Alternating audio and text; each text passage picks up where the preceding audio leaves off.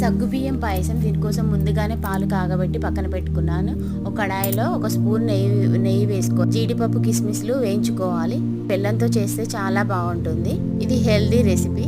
పండుగలకి, పూజలు, వ్రతాలు చేసుకునేటప్పుడు కూడా త్వరగా చేసుకోవచ్చు ఈ రెసిపీని. ఇదే కడాయిలో బెల్లం వేసుకున్నాను 1 కప్పు. ముందుగానే నానబెట్టుకున్న సగ్గుబియ్యాన్ని వాటర్తో సహా వేసుకున్నాను. ఇవి కూడా 1 కప్పు తీసుకున్నాను. ఇలాచీ పౌడర్ వేసుకున్నాను. మళ్ళీ కాస్త నెయ్యి వేసుకొని కలపాలి.